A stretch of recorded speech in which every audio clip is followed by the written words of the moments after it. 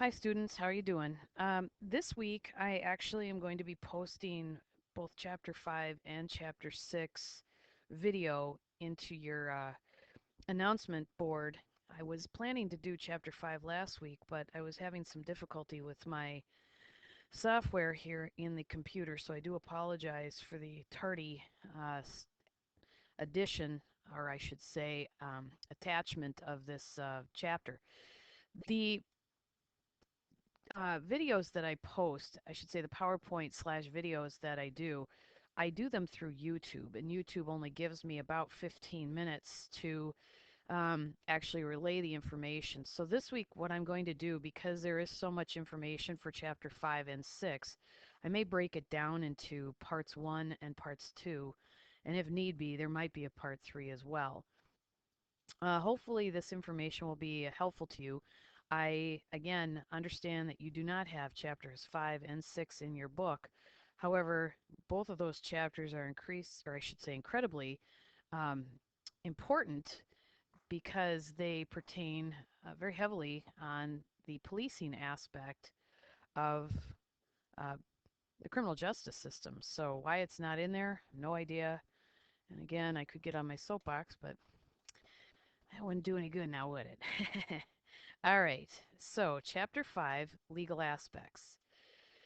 There's 5 sections of this chapter, and the first section is going to be the abuse of police power. The second one will be on individual rights. The third will be on search and seizure issues.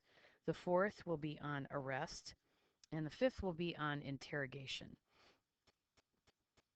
Abuse of police power. Generally, there are 3 types of abuse. We have physical abuse, which is like excessive force and physical harassment. Um, Law enforcement, second type of abuse would be the psychological abuse, would be, you know, officers disrespecting citizens, harassment, ridicule, excessive stops, and intimidation.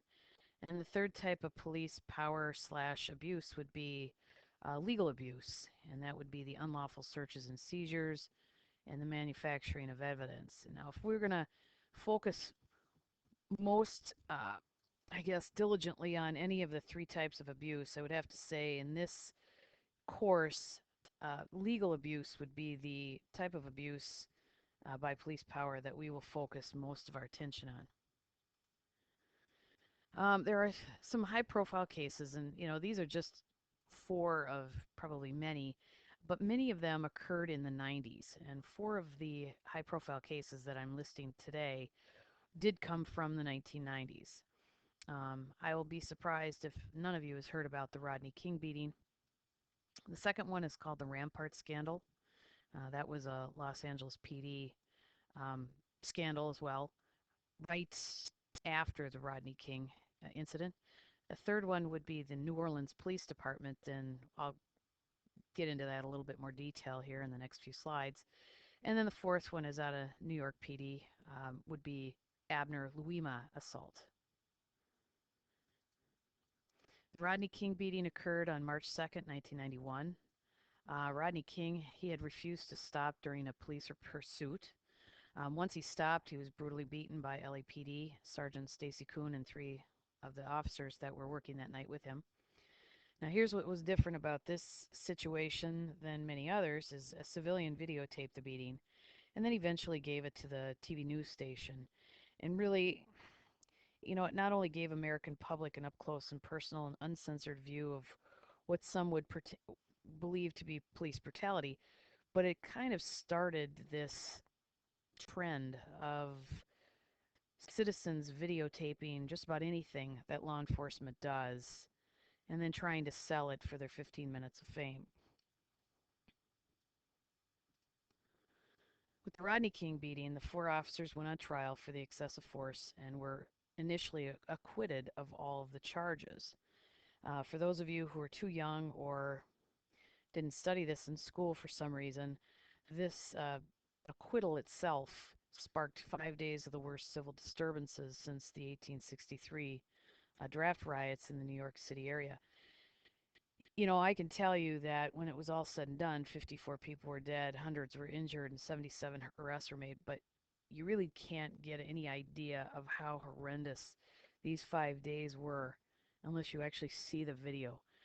I happened to be living in Southern California at the time, and I was in San Diego, and I got to tell you, it was very nerve-wracking, wondering what was going to happen in our city because not only did the 5 days of civil disturbances, you know, cause so much damage in LA, there were numerous cities around the country then that had their own separate riots and disturbances and fires and looting. So, but when it was all said and done, just in Los Angeles alone, $1 billion for property damage up in that area, South Central LA. Now, the Rampart schedule or scandal, sorry, Rampart was actually a division of the LAPD working in the crash unit, and that was actually it was like a task force or a unit that focused on, you know, just basically working in the worst area of Los Angeles to um, try and get a grip on the gang activity. It was called Crash because it was a community resources against street hoodlums, and they had some pretty bad individuals living in that area where actually these gangbangers would literally walk across the street carrying you know, their weapons out in plain view. They'd do drug deals in plain view. So the crash unit out of Rampart, and the reason it's called Rampart is it was right on a street called Rampart, or the headquarters was. They really saturated this high crime area, and but there was a lot of scandal that came from it as well. So in 1997, this Rampart division came under investigation. Um, and it all started really when an LAPD officer he initially was shot and killed himself by another undercover officer.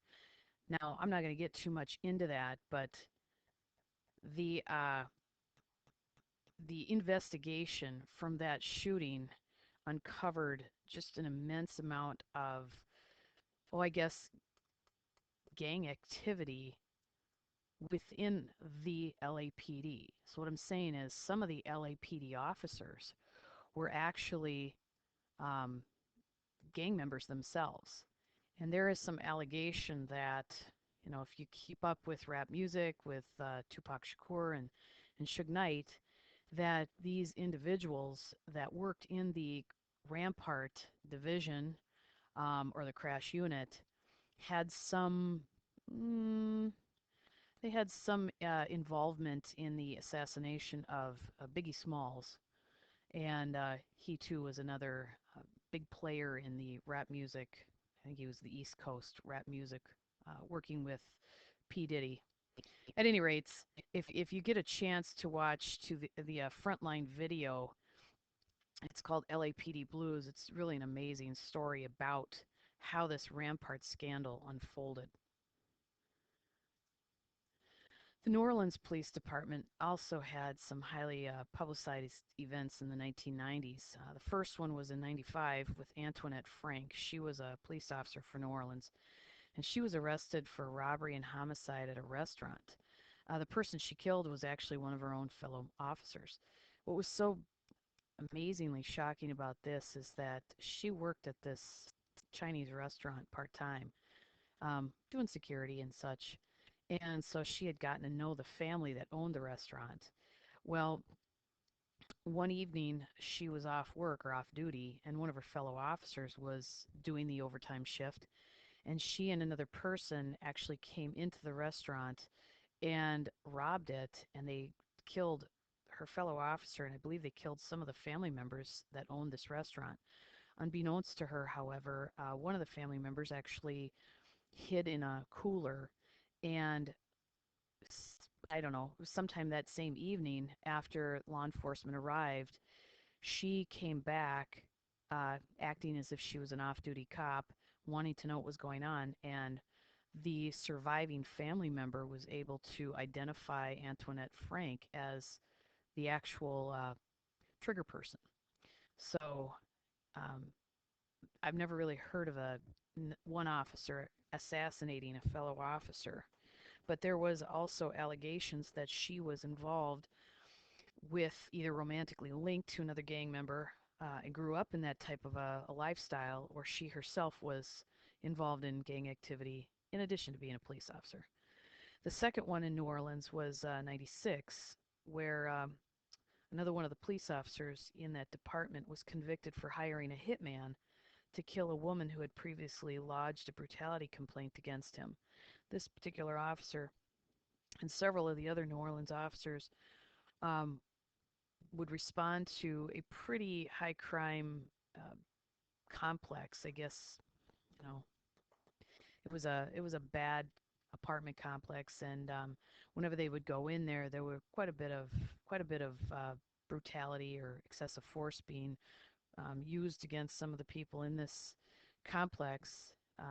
Some people would just call it like a similar to a Cabrini Green type of apartment complex, if you're familiar with that. And a woman decided that she was going to lodge a complaint against him. Well, this officer found out, and he actually was um, arrested and convicted after he had been audio taped talking to somebody about hiring the hitman and having this woman killed. So, because of the incidences at the New Orleans Police Department, the federal government actually had to step in and run this PD for a while. That's how bad it was. Now, the Abner Louima assault in 1997, several NYPD officers participated in a pretty bad sexual and first degree assault against Mr. Louima in one of the bathrooms at the police precinct. Um, Apparently, the officers had responded to a nightclub where there was a fight outside, and one of the officers was actually sucker punched by someone who had fled on foot. Well, the officer believed that it was this Abner Louima who had hit him. So after they caught him, officers took him back to the precinct, and several officers beat him and jammed basically a toilet plunger handle into his mouth, which had already been used to sodomize him, broke several of his teeth. So these are some of the high profile cases and abuse of police power that were evident from the 1990s. And after the use of video cameras to videotape the Rodney King incident, a lot of these other high profile cases basically found their way into the media as the top stories, and a lot of scrutiny was then placed on law enforcement and the behavior of officers. One of the things I've mentioned to my students at the residential class is really, I think the attitude and credibility of police was pretty shoddy until, unfortunately, 9/11, when the incident at the you know Twin Towers occurred, and we lost many police officers and also a lot of other safety personnel. It was very devastating to the country, but it seemed to be the biggest incident or situation that created a 180-degree change towards the attitude of law enforcement itself. Because up until then, there was quite a negative opinion of police officers. So we're winding down here. I'm going to have to cut this short, so I'll go ahead and start up part two of chapter 5, and that will include the other four areas that we discussed. All right?